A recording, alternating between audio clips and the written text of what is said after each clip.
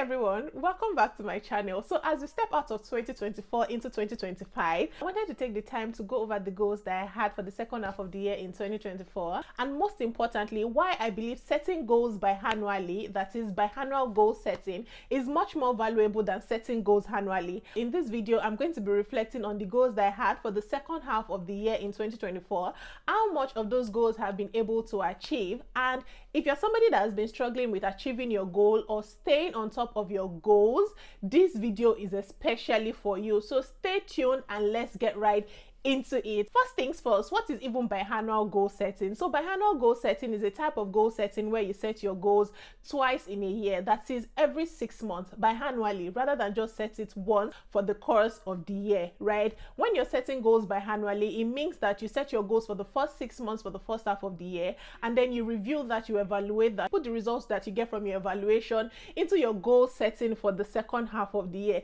This way, you're making it easy for you to actually achieve your goals. You're making your goals more attainable, you're making your goals more realistic, and you're staying flexible to the course of your goals. 3 reasons why I believe that setting goals annually may not be working for you. Number one, setting goals annually is a long shot.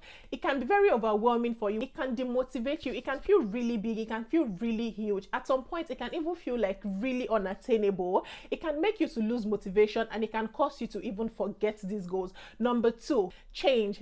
People change, situations change, people grow out of different situations, people grow into different situations, people evolve, situations evolve. This means that the situation that you were in at the beginning of the year may be different from the situation that you'll be in by March, may be different from the situation you'll be in by June, may be different from the situation you'll be in by November, which is why it is very important for you to evaluate your goals, to review your goals, to look at how far you've come, to look at where you currently are, to look at the things that you need to do to put these things into perspectives in order to make you be able to achieve your goals even better, right? Number three, unexpected events. Now, things happen that we don't prepare for, things happen that we don't plan for, and because we have no part to play in these things happening or not happening, we have to put it into perspectives. For example, if you set a goal for yourself in January, and let's say you start to work towards your goal, really diligently, and by March an unexpected event happens, no matter what it is, this event can force you to stop working on your goal, right? But this means that whenever you actually resolve this particular event, or whenever you're able to get out of this unexpected situation,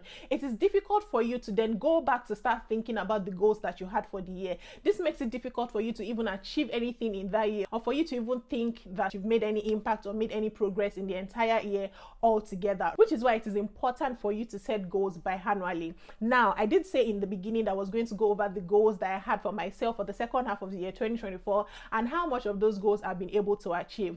So one of the things I've been able to do with my goals in the year 2024 is that I've been able to break them down into sections, and under the sections I've put like the things that are applicable to them, which makes it very simple for me to look at, and makes it very simple for me to remember, makes it very easy for me to work toward, and has made it really easy for me to actually achieve. One of the things I also want you to notice that these particular goals that I have for the second half of the year 2024 were born off the back of my evaluation and my review of the goals that I had for the first half of the year 2024. So I did go over the goals that I had for the first half of the year, and I looked at what I wanted to do better, right? How far I had come, the wins that I had, what I wanted to work towards, what was important to me, what was a priority to me, and I used all of those results from those evaluations to set the goals that I now currently have for the year 2024, which means that by the end of this year, which we have come to now in this December, I'm evaluating how far I've come with the goals that I currently have, and then I'm going to use the results from this evaluation to set the goals for myself in 2025, the first half of the year 2025.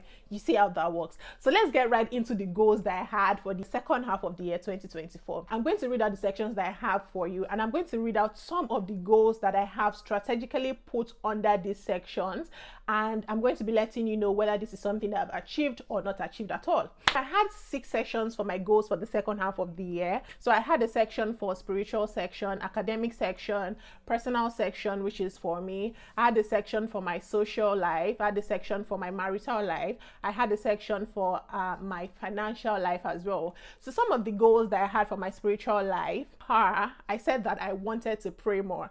This is a goal that I've managed to work on and improve on. This is a goal that I would say that I've been able to achieve, but this is also a goal that is a work in progress, which means that this goal is going to be going into my goals for the first half of next year. I think I'm always going to keep rolling this over anyway, but yes, one of the goals that I also had under spiritually was I want to give more to God's work. Now, this is a goal that I believe I've been able to achieve, right? But this is a goal that is also a work in progress. So this is also going to roll over into my next set of goals for 2025. One of the other goals that I did have was I want to build a prayer group or join one. This is a goal that I've not been able to achieve. This is a goal that I've not been able to achieve at all.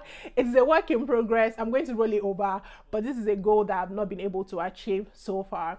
Now, under the academic section, one of the goals that I do have was that I want to excel triumphantly in my studies, right? This is something that I've been able to achieve and work towards. Under the personal section, I want to build lasting relationships. Now, I've met really amazing people this year, both online and offline, and I've really taken my time to invest in these relationships, because one of the things I've learned over the years with relationships is that it goes both ways, right? So you have to invest to be able to get back, right? So I'm being more intentional about investing in relationships, investing in circles, investing in people, because I'm looking to build relationships that are going to be long lasting.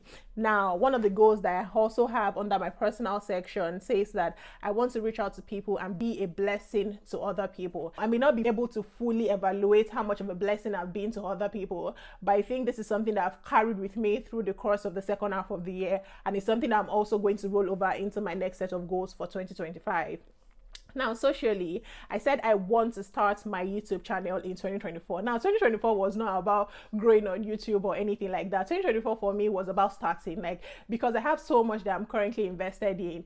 Starting a YouTube channel, I had to also make a priority on my list as well. So I'm really, really excited that I do have a YouTube channel. Like, I'm super excited that this is one of the goals I've been able to achieve. And maybe in the coming year, we're going to look at how to be consistent, and then we're going to look at how we're going to, be growing this particular channel. So, like, thumbs up to everybody that has followed me so far or that subscribed to my channel so far. I love you guys so much. You don't know how much. Like, I love you guys so much.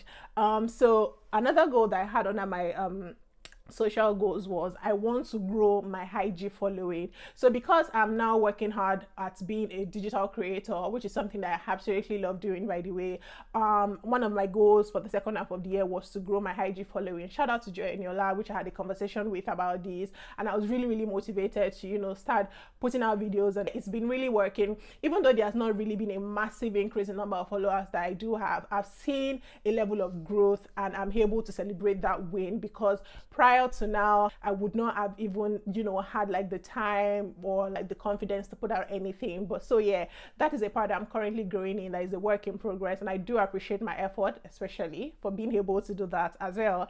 So maritally, I want to take my husband on a trip during his birthday. So this meant that I had to put on my thinking hat. I had to, I didn't want anybody's money. I didn't want anybody's son's money. So it meant that I had to pull my resources together, my thinking cap together, and then I had to make this happen. So this was a beautiful success. Like, this was an amazing success, and I'm super proud of that I was able to achieve this goal as well. Under my financial goals, I said that I wanted to save money. So I'm going to say that I did save money, because under this particular goal, I have not said that I want to save maybe a particular amount, maybe 7,000, 5,000 or 3,000. So I can confidently say that I have saved money, and my money has saved me. Another goal that I did have under this section was to send money to my mom monthly, right? So I've not been able to do this, to put my mom on like a constant payroll every month to send money to her. But like, I'm amazed at how far I've come in terms of like being able to give to her, every now and again, right? So I would not say that I've been able to send money to her like monthly or consistently, but yes, and maybe I have when you put like all the times together, but I've not been intentional about actually doing this particular work. This is also going to be going into my next set of goals for 2025. And yes, that is everything that I have on my goals for the second half of the year 2024, and that is how many of those goals I've been able to achieve. And these goals were because I was able to put into perspective skills, my abilities, you know, my growth, what was important and what was a priority to me, what I wanted to achieve. And I was able to also stay true to these goals because I simplified it so much that it wasn't even complicated. It wasn't something that I had to break the bank to do. It wasn't something that was impossible to do. It would seem as though it is something that everybody should be able to do, but these were goals for me because they were really, really important to me. And this helps me evaluate how much of a better person I think I'm being and what needs improvement, things I need to work on. And biannual goal setting is something that's really helped me to be able to thrive in this particular aspect. So if you're someone who sets goals and you find it difficult to stay true to your goals or to even remember your goals, this approach is something that you might want to try out. It's something that you might want to cultivate because I've used it and it works for me especially. In case you're not convinced, why should you try biannual goal setting? Number one, it helps you to stay realistic to your goals, right? It helps you to stay very, very intentional. It helps you to stay very realistic. Like, you're not setting goals that are not achievable. You're not setting goals that are not attainable. Number two, it helps you to stay very flexible. So if you've set goals for the first half of the year, right, and you're reviewing them at the end of the first half of the year, you're able to look at what you've achieved, what is attainable, what is achievable for the second half of the year, and you're being flexible about tweaking the things that you think are no longer achievable. You're tweaking your goals for the second half of the year based on, you know, who you now are, based on, for example, if the things you used to believe in are different from the things you currently believe in, or if your priorities at the beginning of the year are different from your priorities right now. You're flexible with your approach when you're setting your goals for the second half of the year. You're able to make accommodations for those changes. You're able to make accommodations for your growth as a person, which is really important when it comes to like achieving goals or setting goals. Number three, it helps you to keep the morale going. Like, you currently know that there's something you're working towards. You're currently motivated at the things that you're doing because these are things that are a priority to you. These are goals that you've set for yourself. Number four, it helps you to celebrate your small wins, right? It helps you to celebrate the small little wins. It helps you to be able to see, to evaluate and celebrate your small wins. So by even evaluating the goals that you have for the first half of the year or for the second half of the year, it helps you to see how far you've come. It helps you to be able to see the wins that you have, no matter how little, and celebrate all of these wins, no matter how small. So when somebody that sets a goal for the entire course of the year, or different goals for the entire course of the year